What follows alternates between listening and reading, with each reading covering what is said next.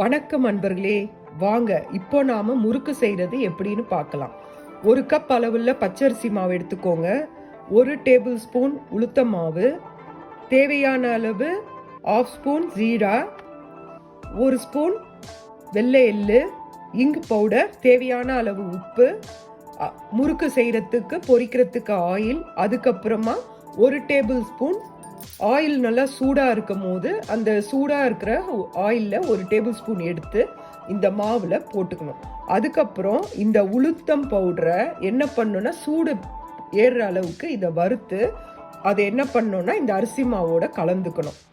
அதுதான், அதாவது என்னன்னா இந்த உளுத்த மாவை வானலியில் போட்டு லைட்டாக சூடு ஆகிற வரைக்கும், இந்த வெறும் இதை மட்டும்தான், அரிசியே கிடையாது, இதை மட்டும் சூடு ஏறுற அளவுக்கு ஹீட் பண்ணிட்டு மாவோடு சேர்த்துக்கணும்.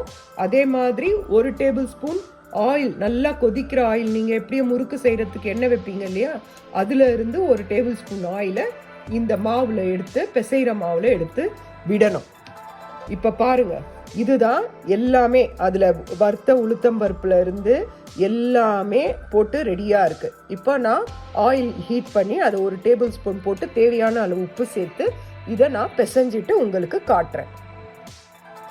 இதுதான் முறுக்கு மாவு. இதில் நான் 1 டேபிள் ஸ்பூன் ஹாட் ஆயில் விட்டு மாவை பிசைஞ்சிருக்கிறேன். வாங்க முறுக்கு செய்யலாம்.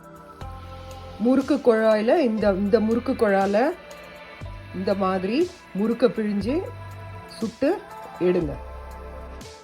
முறுக்கை எண்ணெயில் போட்டு பொரிச்சு எடுத்துன்னு வந்துட்டேன். இதுதான் நான் போட்ட அளவுக்கு 12 முறுக்கு தான் வரும், அதுக்கு மேலே வராது. உங்களுக்கு அதுக்கு மேலே எக்ஸ்ட்ரா பண்ணோன்னா நான் சொன்ன அந்த பொருளை நீங்கள் 2 மடங்காக ஆக்கிக்கோங்க. அப்போ தான் உங்களுக்கு ஒரு 24-25 முறுக்கு கிடைக்கும். நான் வெறும் 1 கிளாஸ் போட்டதுக்கு எனக்கு 12 முறுக்கு கிடைச்சிது. இதுதான்.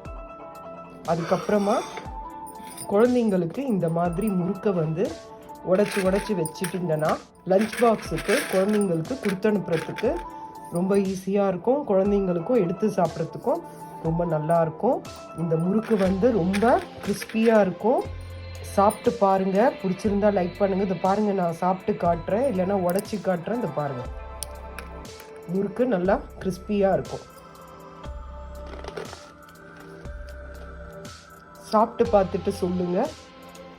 லைக் பண்ணுங்கள், சப்ஸ்கிரைப் பண்ணுங்கள், உங்கள் கமெண்ட்டை எனக்கு சொல்லுங்கள். நன்றி, வணக்கம்.